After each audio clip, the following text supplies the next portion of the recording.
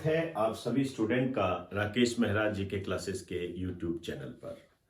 आज इस चैनल पर मैं आपके सामने एक बहुत ही महत्वपूर्ण दिवस पर बात करने जा रहा हूं और वो दिवस मेरे अनुभव के आधार पर इतना इम्पोर्टेंट है कि उसके एग्जाम में आने की संभावनाएं 99.9% है।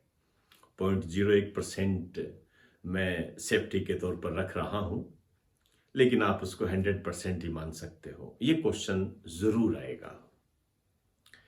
अभी आपने न्यूज़पेपर में पढ़ा होगा या न्यूज़ चैनल पे देखा होगा कि भारत के प्रधानमंत्री नरेंद्र मोदी ने स्टार्टअप से संबंधित लगभग 150 जो सिस्टम चल रहे हैं उनको एड्रेस किया और एड्रेस करते समय उन्होंने 16 जनवरी को स्टार्टअप दिवस के रूप में घोषित किया।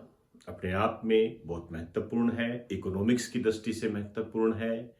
मैं यहाँ अपने क्लास के स्टूडेंट जो है ऑनलाइन ऑफलाइन उनको सजेस्ट करना चाहूँगा कि जहाँ पर मैंने आपको स्टार्टअप स्टैंडअप के बारे में बताया है वहाँ पर आप इसे ऐड कर लें। इससे आपके नोट्स जो है सिस्टमेटिक और अपडेटेड हो जाएंगे। आइए कुछ बातें इस दिवस के संबंध में हम करते हैं। इसके बैकग्राउंड के तहत किस टाइप के क्वेश्चन बन सकते हैं। सबसे पहले तो हमें जानना पड़ेगा कि ये स्टार्टअप और स्टैंडअप है क्या, इनका प्रारंभ कब हुआ था और क्या है ये सिस्टम, क्या करते हैं ये। आइए जानकारी प्राप्त करते हैं। एक साइड में आप लिखिए स्टार्टअप,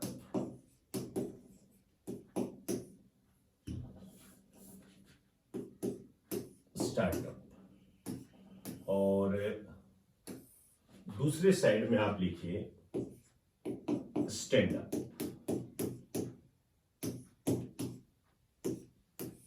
स्टैंड मतलब खड़ा करना, स्टार्ट मतलब शुरू करना। देखिए इन दोनों का जो उद्देश्य है, चाहे हम स्टार्टअप की बात कर दें चाहे हम स्टैंड अप की बात कर दें, दोनों का जो उद्देश्य है नए उद्यमों को बढ़ावा देना है।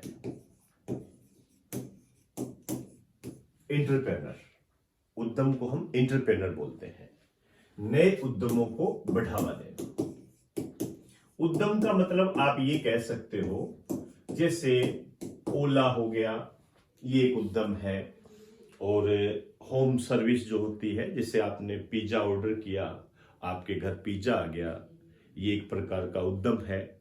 इसके अलावा आप विवाह समारोह आयोजित करते हो और कोई कंपनी या अथॉरिटी उसको मैनेज करती है, तो वो एक प्रकार का उद्यम है। ये क्लियर हुई सारी बात। तो उद्देश्य इनका एक ही है, नए उद्यमों को बढ़ावा देना। यहां पर जो सबसे महत्वपूर्ण बात है वो ये भी है कि ये स्टार्ट कब हुआ, ये प्रारंभ कब हुआ था। दोनों अलग अलग टाइम पर प्रारंभ हुए थे। इसका जो प्रारंभ हुआ था ये हुआ था जनवरी 2016 में, और इसकी जो स्टार्टिंग हुई थी ये हुई थी अप्रैल 2016 में। तो ये आप विशेष रूप से ध्यान रखें। और आपने ये ध्यान रखना है इसमें कौन आता है, इसमें कौन आता है, दोनों अलग अलग बातें हैं, ये ध्यान रखें। आइए, इसमें तो क्या है, सभी वर्ग के लोग आते हैं।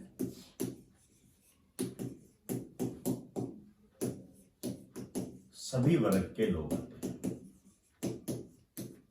इसमें तो ये है। लेकिन इसमें जो है, ध्यान से लिखना, SC ST व महिला वर्ग आता है।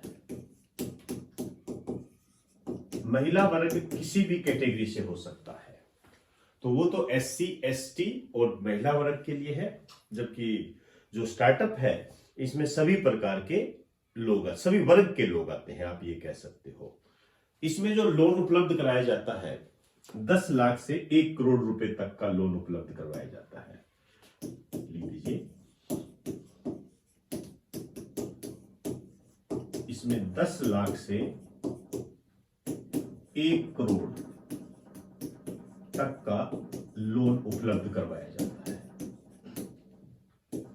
मैं बहुत ही बेसिक बात आपको बता रहा हूं जो सीधे आपके एग्जाम में आने की ताकत रखती है, और इनको बढ़ाने को हम कितना भी बढ़ा सकते हैं, इसकी कोई सीमा नहीं होती है। उपलब्ध करवाया जाता है।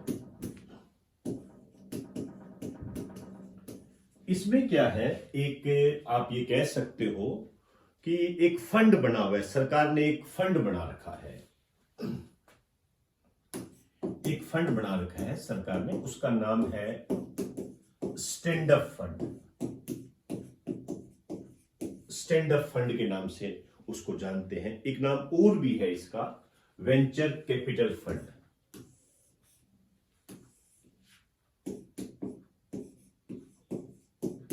Venture capital fund. इसमें जो राशि है, अधिकृत राशि जो कितनी है, वह कितनी राशि सरकार ने डाली है कि जितना लोन दिया जा सकता है, जिसमें से लोन दिया जा सकता है, ये 10,000 करोड़ है। तो ये कुछ आधारिक बातें मैंने आपको आपके एग्जाम की दृष्टि से बताई है। एग्जाम की तैयारी ऐसे ही की जाती है, स्मार्ट तैयारी से बोलते हैं। पढ़ने की कोई सीमा नहीं है, कितना ही पढ़ लीजिए।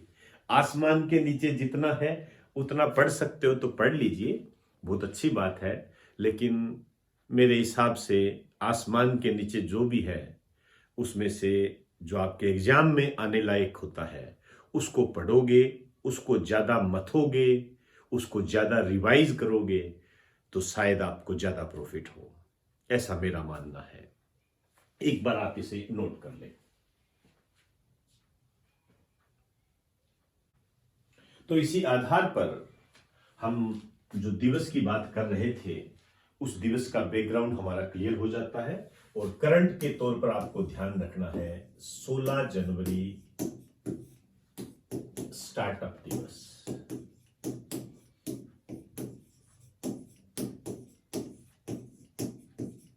जनवरी स्टार्टअप दिवस, ये आप ध्यान रखें विशेष रूप से। मैं कुछ अन्य दिवस और भी है उनके बारे में भी आपको बताना चाहूंगा जो हाल फिलहाल घोषित हुए हैं। जैसे एक तो 14 अगस्त विभाजन विभीषिका स्मृति दिवस, ये मनाया जाएगा पहली बार 2022 में। बहुत महत्वपूर्ण है ये, बहुत ही महत्वपूर्ण। और एक है 15 नवंबर जनजातीय गौरव दिवस। हालांकि इनकी बातें मैं पहले कर चुका हूं। जनजातीय गौरव दिवस बिरसा मुंडा के जन्मदिन की स्मृति में है ये, और ये भारत और पाकिस्तान का जो विभाजन हुआ था उसकी स्मृति में है ये। एक दिवस और है 26 दिसंबर, ये भी अपने आप में बहुत महत्वपूर्ण है। ये वीर बाल दिवस है। ध्यान रहे मैं यहां पर वीर बाल दिवस की बात कर रहा हूं, बाल दिवस की बात नहीं कर रहा। बाल दिवस तो 14 नवंबर को मनाया जाता है, वो जवाहरलाल नेहरू की स्मृति में मनाया जाता है। ये एक अलग बात है। गुरु गोविंद सिंह जी के जो पुत्र थे उनकी शहीदी के रूप में इस दिवस को मनाया जाता है। उनके पुत्रों को साहिबजादों के नाम से जाना जाता है। इस प्रकार की बातें जो जानकारी के रूप में मैंने आपको पहले बहुत उपलब्ध करवाई है, यहाँ एक तरीके से आपका ये रिवाइज हो जाता है। तो दोस्तों, इन्हीं शब्दों के साथ इस छोटे से महत्वपूर्ण टॉपिक को आप बिल्कुल भी नजरअंदाज मत करना। ये एग्जाम में आने की पूरी ताकत रखता है। हाँ, एक दिवस और बताना चाहूंगा मैं आपको। एक दिवस और है 27 जून MSME दिवस। ये इकोनॉमिक्स से संबंधित है। इसका पूरा नाम राजस्थान के एग्जाम में पूछा गया था, माइक्रो स्मॉल एंड मीडियम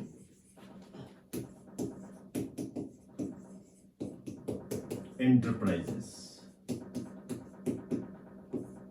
ध्यान रखना, ये पूरा नाम भी पूछा गया है। सूक्ष्म, लघु व मध्यम उद्यम बोलते हैं इसको। तो दोस्तों, इन्हीं शब्दों के साथ आपसे इजाजत चाहूंगा। यदि आपको ये जानकारी अच्छी लगी हो तो ज़्यादा से ज़्यादा इसे शेयर करें। तो इजाज़त दीजिए, आप सभी को मेरा नमस्कार, आप सभी को बेस्ट ऑफ लक।